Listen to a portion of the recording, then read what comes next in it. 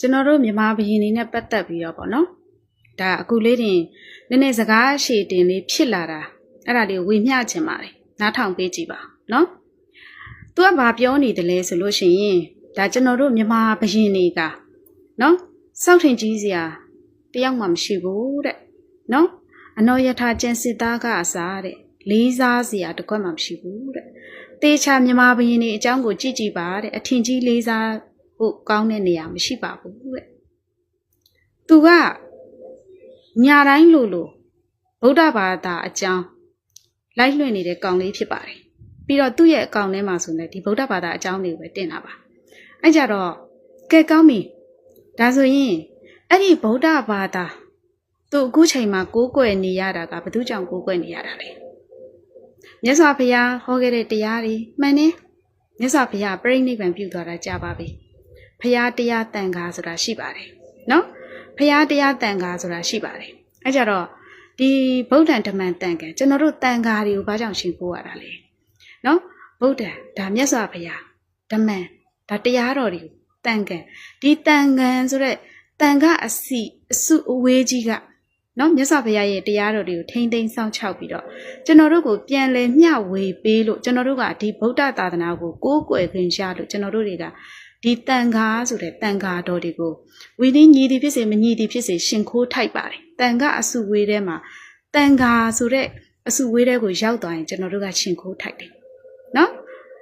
အဲ့ဒါကိုကောင်းပြီတန်ခါတွေရှိတော်ညာလေနော်တိုင်းပြည်ကိုအုပ်ချုပ်တဲ့ဘုရင်က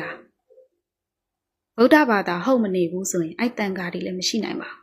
ဖျားစင်းလူတွေဘလောက်ပဲရှိတိုင်းပြည်ကိုအုပ်ချုပ်တဲ့ဘုရင်ကဗုဒ္ဓဘာသာမဟုတ်ရင်အဲ့ဒီနိုင်ငံမှာသာသနာမရှိပါဘူးဒါကလက်တွေ့ပါဖျားပွင့်တဲ့နိုင်ငံမှာသာသနာမရှိတော့ပါဘူးနော်ဖျားစင်းလူတော်တွေများလာပါတယ်ဆိုရယ်ပါကစ္စတန်တို့အာဖဂန်နစ္စတန်တို့မှာသာသနာမရှိတော့ပါဘူးအဲ့ဒီအတွက်ကျွန်တော်တို့ဘုရင်တွေရဲ့ကျေးဇူးရှိတာပေါ့နော်ကျွန်တော်တို့မြန်မာဘုရင်တွေဒီသာသနာကိုထိမ့်သိမ်းဆောက်ရှောက်ခဲ့တယ်အခုအချိန်ထိကမ္ဘာအလယ်မှာ Golden Land ဆိုပြီးတော့နော်နိုင်ငံတကာမှာတခုတည်းရှိတဲ့လက်ညှိုးထိုးပြလို့ရတာပကံပါပဲ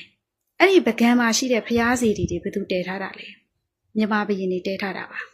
နော်အကြိမ်ကြိမ်မြေခခဲ့တဲ့ရွှေတကုံဖျားကြီးကိုအကြိမ်ကြိမ်ပြန်ပြီးတော့ညံတော်မြင့်ထီးတော်တင်လို့ကျွန်တော်တို့ဒီနေ့အချိန်ထိရှင်ခိုးနေရတာဘသူတွေကြောက်ပါလဲမြန်မာဘုရင်တွေကြောက်ပါပဲ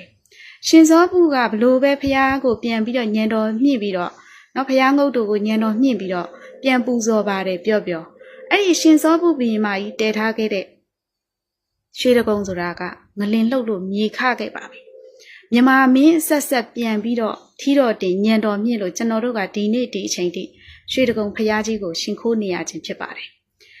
ရခိုင်ကနေမဟာမုနိရုပ်ပွားတော်တည်လာခဲ့တယ်ဟုတ်ပါပြီတည်လာခဲ့တယ်ထားပါကျွန်တော်တို့မြန်မာဘုရင်တွေဒါဗုဒ္ဓဘာသာဘုရင်တွေမဟုတ်ဘူးသာသနာကိုဒီစောင့်ရှောက်တဲ့လေးစားတဲ့ဘုရင်တွေမဟုတ်ဘူးဆိုရင်ဘလောက်ပဲကြီးတဲ့ရုပ်ပွားတော်ဖြစ်နေပါစေအရေးကြိုးဖြစ်ပါပါနော်အဲ့ဒီအတွက်ကျွန်တော်တို့ဗုဒ္ဓဘာသာဒီနေ့မှာကိုးကွယ်နေရတာကကျွန်တော်တို့မြန်မာဘုရင်တွေရဲ့ကျေးဇူးတွေအများကြီးရှိပါတယ်နော်ဒီနိုင်ငံကြီးအတွင်းမှာဘလောက်ပဲဖျားဆင်းတုတော်တွေများပါစေဘလောက်ပဲတန်ခါတွေများပါစေတိုင်းပြည်ကိုအုပ်ချုပ်တဲ့မင်းကမှဗုဒ္ဓဘာသာကိုမယုံကြည်တော့ဘူးဆိုတော့အဲ့သာသနာကွဲပါတယ်သာသနာကွဲခဲ့တဲ့နိုင်ငံတွေအများကြီးပါဒါကိုလက်တွေ့ယူပါအဲ့ဒီအတွက်ကိုယ်တိုင်တက်ပြီးတော့ဟောပြောနေရတဲ့နော်ဖျားရဲ့တရားတော်တွေကကိုပြောနေနိုင်သေးတယ်ကိုဗုဒ္ဓဘာသာဝင်ဖြစ်နေသေးတယ်ဆိုတာဒီမြန်မာဘုရင်ရဲ့ကျေးဇူးတွေရှိပါတယ်အဲ့ဒါကိုကြပြဆရာတွေစာရေးဆရာတွေကိုကြည်လိုက်တဲ့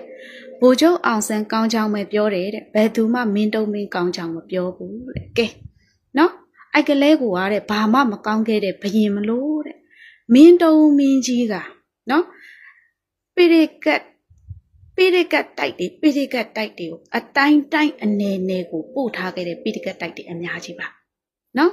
အခုအချိန်ထိကမ္ဘာအကြီးဆုံးစာအုပ်ကြီးဆိုပြီးတင်စားရတဲ့ပိရိကတ်နော်ဒီပိရိကတ်တိုက်ကြီးအခုအချိန်ထိလက်ညှိုးထိုးပြလို့ရသေးတယ်နော် UNESCO ဝင်ထားတယ်မင်းတုံးမင်းကြီးတည်ခဲ့တာပါ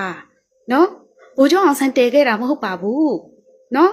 ပြောလိုက်လို့ရှိရင်တော့တိုင်းပြည်ကိုတဲ့ဘယ်ဘာသာမဆိုစီးလုံးကျင်နေတဲ့ကျုပ်သာသနာအတွက်ဆိုရင်နဲ့ အသက်ပေးနိုင်တယ်တဲ့ဟမ်အသက်ပေးနိုင်တယ်ဆိုပြီးဒီသာသနာပြုခဲ့တဲ့ဘယင်တွေကိုအထင်ကြီးစရာကောင်းတဲ့အချက်တစ်ချက်မှမရှိဘူးလို့ပြောသွားတာကြည့်အောင်အဲ့ဒါကိုကျွန်တော်တက်ပြီးပြောတာမှားသလားကျွန်တော်တက်ပြီးပြောတာမှားသလားအဲ့ဒါပြောတာတမိုင်းမသိရင်တယ်လို့နော်တမိုင်းမသိရင်တကယ်ဆိုလို့ရှိရင်